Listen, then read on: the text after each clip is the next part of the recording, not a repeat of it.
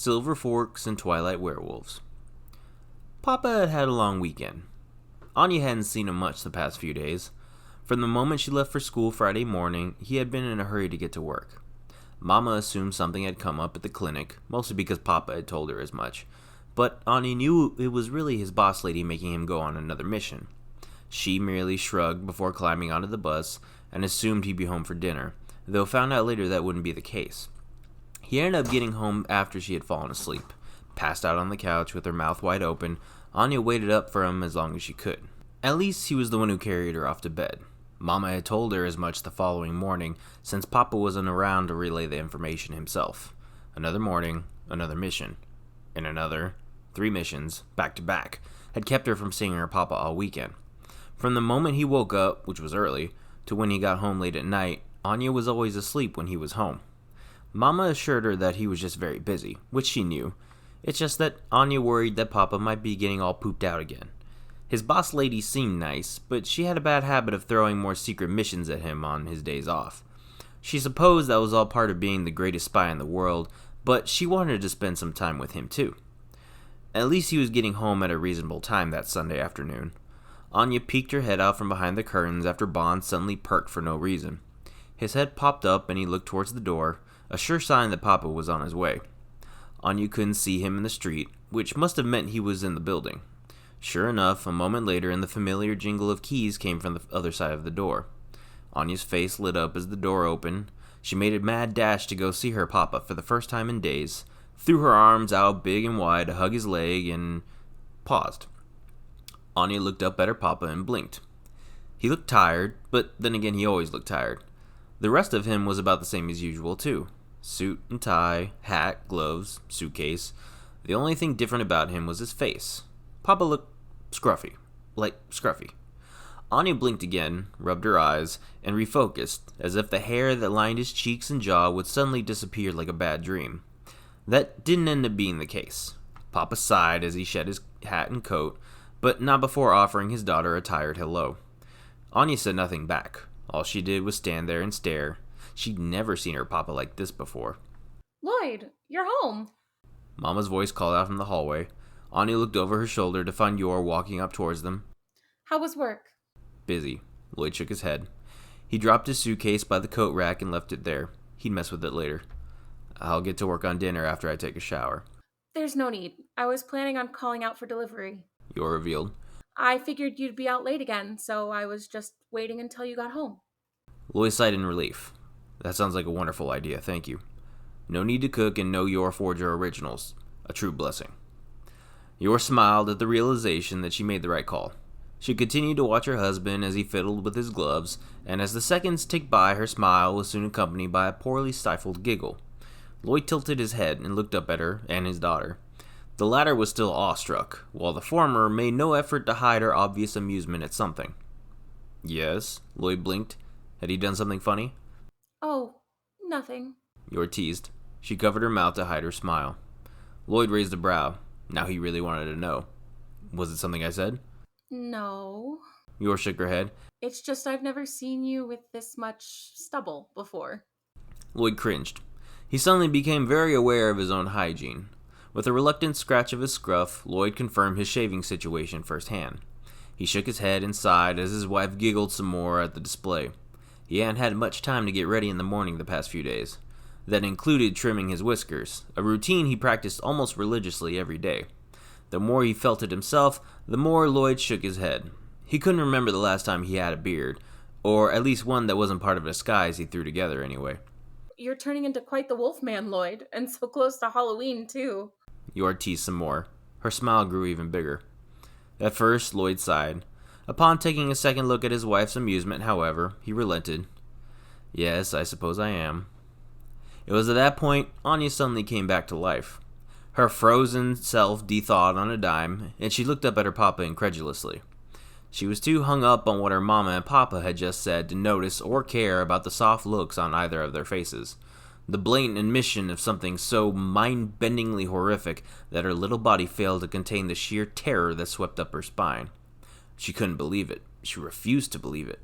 But as her parents' words slowly sunk in, it became apparent to the little girl that she could deny it no longer.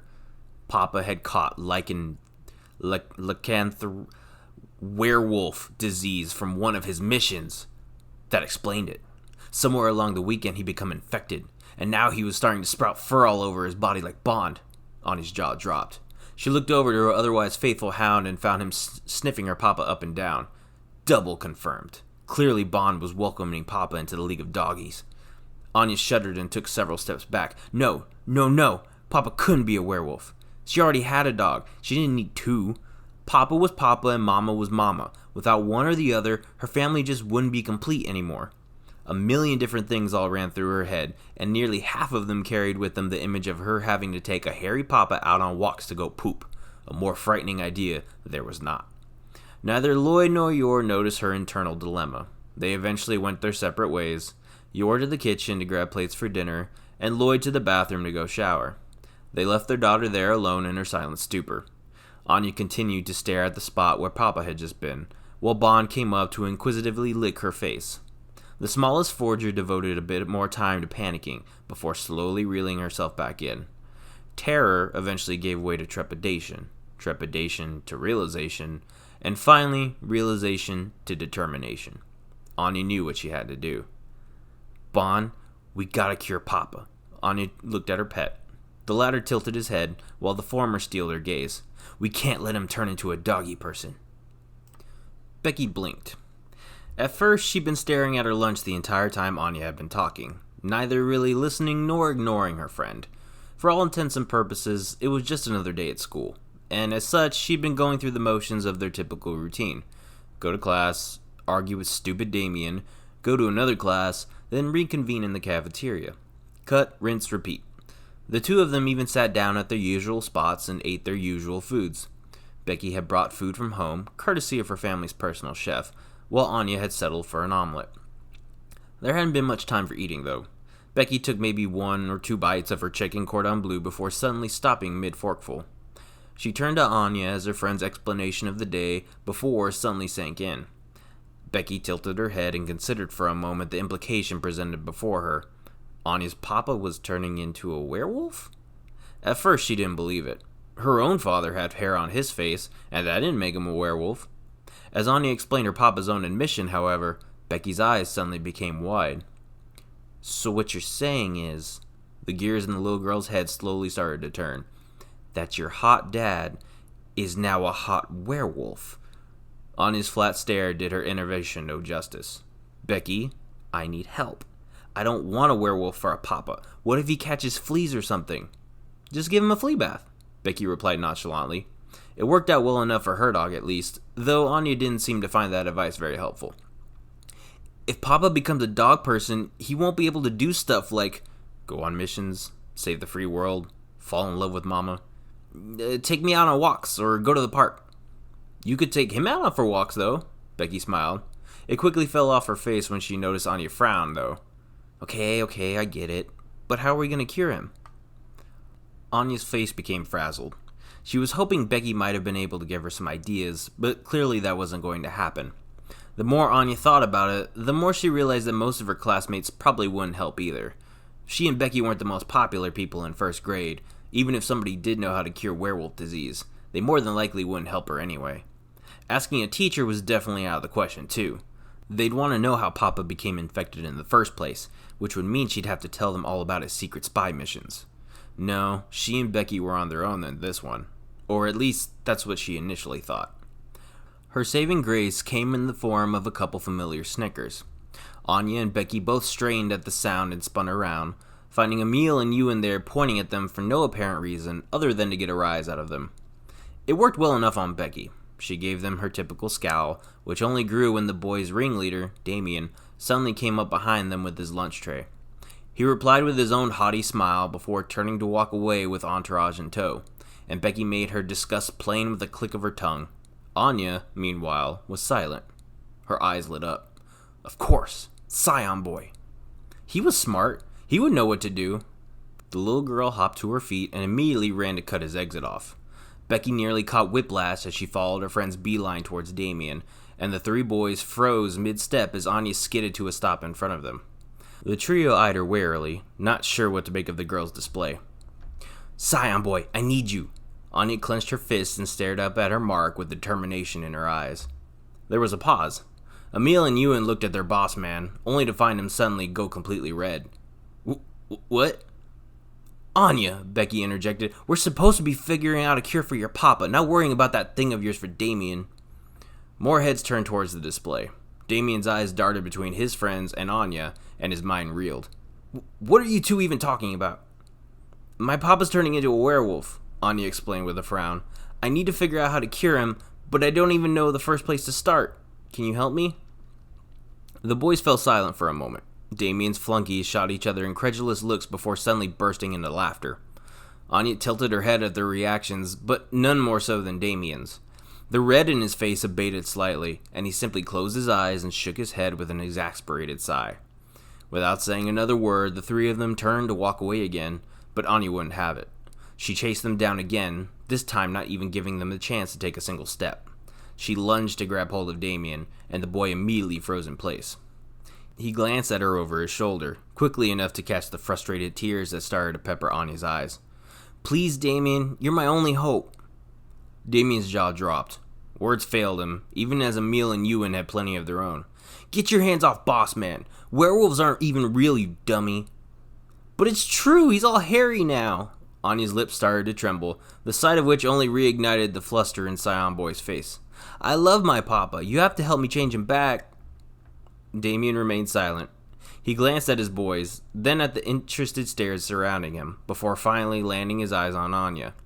She gave him a look that reminded him of the time she apologized for decking him in the face, and he clenched his teeth. Stupid girl. Stupid tears. Why couldn't she just leave him alone? All he wanted was to eat his lunch, and now he couldn't even do that. Not when all he could see was her crying face. Even when he closed his eyes, he could still see it, and he knew there was only one way to be rid of it. He growled in frustration at the thought of bending to her demands like this, but figured the others would at least compliment him on his exceptional kindness. Never mind the fact that his stomach fluttered at the mere thought of helping her. Ugh, fine, Damien scowled.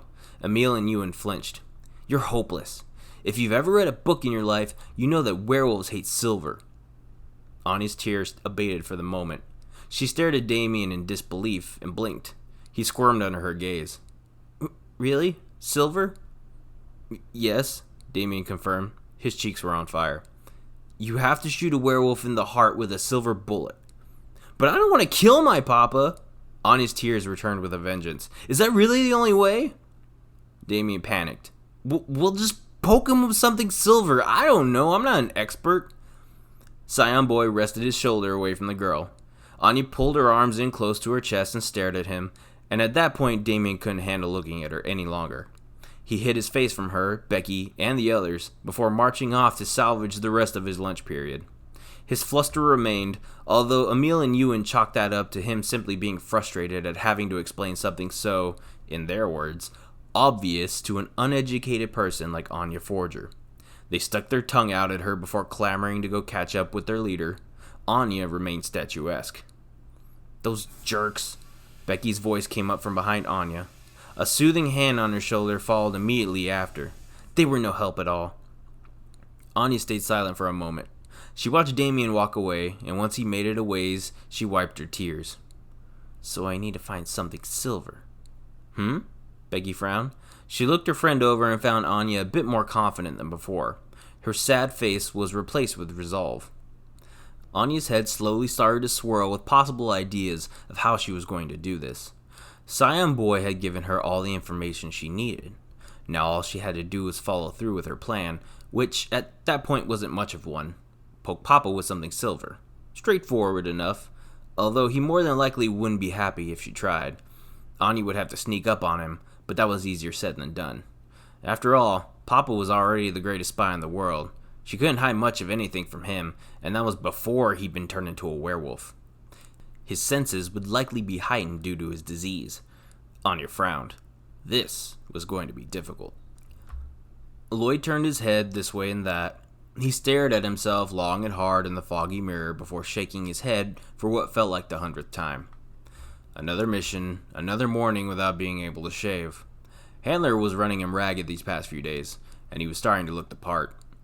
He knew he should have just done it the night before, But then again, in his defense, he didn't think Wise would throw a fourth mission at him almost immediately. Not only that, but shaving at night also just felt wrong. He shrugged. Tomorrow for sure he'd have enough time, since he had an important meeting at the clinic that couldn't be rescheduled. His cover job as a psychiatrist was equally as important as his duties as an agent, and Handler knew that better than anyone. There would be no new missions tomorrow, meaning he could play the part of regular civilian, boring, routine, all in all, relaxing.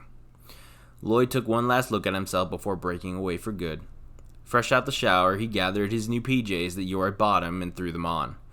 Apparently, she'd felt bad that he hadn't much time to relax lately, and wanted to give him a comfier pair. To her credit, they certainly felt cozier than his previous sleep attire. The sweatpants felt like they were made of the softest wool, as did the shirt. He could definitely see himself drifting off to sleep quickly in them, were it not for the fact that he realized a bit too late that they probably should have been washed first. They were itchy, or at least the shirt was. It was a bit too tight on him. The sweatpants were loose enough to where he didn't feel it as much, but his torso wriggled from loose threads and harsh wool. Initially, it wasn't that big a deal. He dressed, he walked out, he made it a few steps down the hall, and that was when it hit him. Everything was itchy. Lloyd tried his best not to draw attention to himself, especially as he entered the living room. "Oh, you're wearing them," Yor commented from the couch. Her legs were tucked in beneath her as she watched TV. "How do they fit?" Very comfortably, he partially lied. Lloyd strained to force a smile and deftly tried to scratch himself under his wife's presence, to poor results. Yor tilted her head, and right away Lloyd knew she could see through him. "Are they itchy?" Yes, he admitted right away. There was no use trying to hide it. He'd rather admit it and be allowed to scratch away as much as he wanted. "Oh dear, I knew I should have washed those first." Yor admitted with a frown. She patted the space next to her. "Come here." Lloyd obeyed. He kind of had an idea of what Yor had in store for him as he walked up. She scooted over to allow him room to sit down, and the moment his rear end planted firmly on the edge of the couch, he could feel sharp nails sink into his back. Living with a woman had its benefits, Lloyd admitted to himself almost immediately. He closed his eyes and focused on her claws as they raked parts of him that he could only ever dream of reaching. The shirt was really only part of it. Something about a back scratch at the end of a long work week was really just the best. A tremulous sigh escaped Lloyd, but he was too lost in relief to care. Yor smirked and kept going, even as pink started to tint her face. It was all purely platonic, though there was something wholly domestic about the gesture. She couldn't help but to muse that this is what wives did for their husbands all the time. Maybe she should do it more often, seeing as it was her job to play Lloyd's wife to the best of her ability. Besides, he definitely seemed to be enjoying it.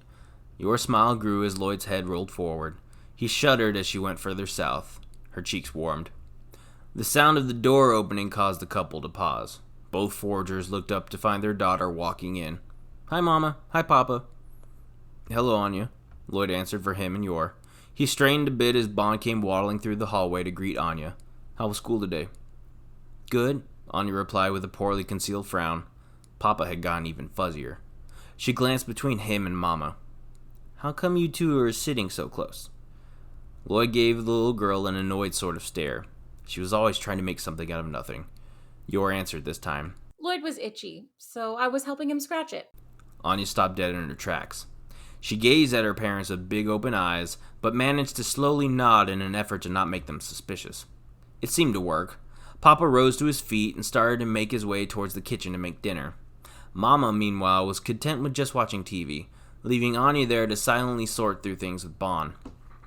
Papa's transformation must have been progressing even faster. He was hairier now. Not only that, but Mama was making things worse by treating him like he was already a doggy. Absently, Anya scratched underneath Bon's maw as if to test her theory. Sure enough, the pup started to shake and shiver like she imagined her papa had been before she walked through the door, and the little girl's stomach churned. She needed to work fast. Otherwise, Papa would start begging for back scratches like Bon. Or butt scratches, if he was feeling especially needy. The horror. She needed to find something silver, and fast. Without a word, Anya took off to survey the apartment for something that she could use to stave off her father's werewolf disease. She couldn't make it obvious, though. Agents Penguin Man and Chimera would be on full duty running interference this time. She dragged a doll in each hand around the apartment as she pretended to play spy as usual, while in actuality she was keeping her eyes peeled for the obvious glint of something she could use to stab her father with. Her room, the living room, the dining room. Despite her best efforts, every place came up empty. "Did you do your homework?" Papa's knowing voice called out from the kitchen. A sizzle of something on the stove immediately followed. "No homework. Tomorrow's field day," Anya lied without even looking up from what she was doing. Being the daughter of a spy had its obvious benefits. Lloyd said nothing more on the matter, and both he and Anya resumed their individual tasks. The latter gave up soon after, though. She struck out around the same time Papa announced it was time for dinner. She huffed in aggravation with herself as she dropped her toys and marched over to the dinner table. Yor appeared a moment later to set up the silverware, and Anya sat there in the funk as her mother came around with a smile on her face. She placed the small fork and knife in front of her daughter before leaving to go help her husband. Meanwhile, Anya stared. She blinked, and realization suddenly hit her. The silverware, of course! Anya picked up the knife in front of her, but immediately cringed. No, there was no way she could poke her papa with that. It was just a butter knife, but still. The fork. It had to be the fork. Anya's eyes got wide, and she nodded to herself. She'd found her weapon of choice. At the same time, Mama and Papa returned with plates in their hands. Dinner was dropped off in front of Anya, and the three of them had, for all intents and purposes, an enjoyable dinner together. With renewed vigor, Anya described her day. She, of course, left out the part about trying to find a way to cure Papa, and instead made up something about her and Becky doing something fun at recess. Lloyd and Yor listened pleasantly. It was nice. The food Papa cooked that day was hearty. Anya and Yor couldn't finish it, but Lloyd devoured it all. Food was fuel for the body, and after the week he'd had, his tank was nearly empty. When the final bite was put away, he gave a pained sort of sigh and leaned back in his chair. It was a lot. He knew it was, too, since Yor and Anya had long since finished their plates and waited patiently for him to finish. He closed his eyes and took a moment to gather himself before rising to his feet to gather the dishes, but he was quickly beaten to the punch by Yor. He opened his eyes and found her smiling at him. "I'll clean up. You go sit down and take it easy." There was no fight in him that day. Lloyd nodded obediently. He pushed his chair back and made his way to the living room while Mama picked up. Anya continued to sit at the table for a moment and stare at her papa. He was worse off than she thought. He was taking orders from Mama now, just like a doggy would. Her eyes narrowed as a determined fire lit behind them. The sooner she got this over with, the better. Anya pushed her chair back and scurried over to the kitchen. She pulled her mama's pant leg and asked if she could help put the dishes away. Yor's eyes lit up. Anya never asked to help with cleanup before. She was growing up so fast. "Of course you may." Anya's job was to put up the dried dishes in their right places, mostly the utensils and pots and pans, since the plates were too high up for her to reach. Yor handed things off to Anya and she promptly stowed them, though when it came time for the silverware, she made sure to secretly tuck a fork away in her dress. Together they knocked it out quickly, and before they knew it, everything was clean. The Forger women exited the kitchen and made their way to the living room, only to find another first-time occurrence waiting for them on the couch.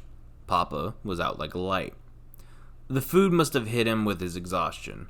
He sat upright, head rolled to the side in the direction of the TV. Government-sponsored television droned in the background, its hypnotic sound probably also having something to do with his inexplicable sleepiness. Yor took one look at him and beamed. She left Anya for a moment to disappear into her bedroom, only to return a moment later with a soft blanket in her hands. Mama crept over to Papa and sprawled it over him gingerly. She whispered something, then came over to Anya and held a finger to her lips. "I'm going to go take a bath," Yor explained. "You can watch cartoons. Just please keep it down, okay? Papa's really tired today." Anya's heart skipped. She realized right away that this was the moment she'd been waiting for, an opening to strike. "Okie dokie, Mama." Yor smiled at her daughter. She spared Lloyd one last glance before exiting once more. Anya was finally given the chance to enact her plan, and she wasted no time. Once Mama entered the bathroom, Anya waited for the telltale sound of water erupting from the shower. It came a minute later, and once she heard it, Anya made her way carefully over towards Papa. Bond had no idea what was going on, but he was going for the ride too. He mimicked the little girl as she crept sneakily towards her lightly snoring Papa. Anya pulled out her silver fork. She gulped. It wasn't a bullet. it wouldn't kill her papa, so she tried poking him in his heart like Damien said. The only problem was she was in the first grade and didn't really know where someone's heart was. It was in the chest, she knew that much. Maybe just stick him in the middle of his chest? Anya shrugged to herself. Seemed like a good idea as any. She quickly settled on her plan as she climbed atop the couch and positioned herself in front of Papa. Part of her couldn't help but to feel like it was all too easy. Normally he would have caught her already, and she frowned at the thought. He was uncharacteristically tired, sleepy, lazy, like Bond. The werewolf must have been taking him over quickly. Anya steeled herself. She had to save her Papa. Mama was no help. If anything, she was only making things worse with the back scratches and blankets. No, Anya was the only one who could save Papa, and she took her mission seriously. She gave only a fleeting moment of hesitation before brandishing her improvised stake and raising it high in the air above her head. She stuck her tongue out and aimed it directly for Lloyd's chest. She had to get the angle just right. She only had one shot at this. If she failed, it was all over. "With this fork I stab thee, werewolf!" Anya announced dramatically. The time was now. She sunk it. Immediately, two things happened. The first was the guttural howl of a werewolf in pain as it echoed throughout the apartment, the sound of which immediately confirmed to Anya that her papa had indeed been afflicted with a horrible disease. She'd never heard him make a sound like that before. His eyes shot wide open and they instantly zeroed in on her. That led into the second thing. Papa shot up and at the same time grabbed the fork from Anya. The little girl fell backwards onto the couch and nearly bumped her head on the coffee table, but luckily Bond broke most of her fall. She collapsed on the pooch and immediately looked up to find two frigid blue eyes staring down at her, the sight of which made the blood in her veins run cold. She was in trouble. "What are you doing?" Papa hissed in a half-sleep stupor. It wasn't really a question so much as a warning to Anya to choose her next words very carefully. Unfortunately, she hadn't really thought that far ahead. She was never really one for the long game. Anya shakily grinned. "There was a mosquito on you, so I killed it." "Grounded," Lloyd menaced. Anya gulped as her papa's fingers curled around the fork, and the solid utensil slowly started to bend at his strength. "For the rest of the week, starting now." Yes, sir," Anya quaked. Papa pointed to the hallway and she got the message clear enough. Get out of his sight. Anya made a beeline for her room, while at the same time Mama's head poked out of the bathroom. She asked what on earth that sound was just now, but Anya knew better than to say anything. She just marched wide-eyed and silent until the door closed behind her, though even in the safety of her room she still found herself holding her breath. Her heart was beating fast. She was in a mountain of trouble. Papa would probably never trust her to fall asleep in her presence ever again. But she did it. Papa was cured. Or at least she seriously hoped he was. Anya didn't really know yet if the silver had worked or not. Papa was still hairy when she left him, but maybe it just took time to work like medicine.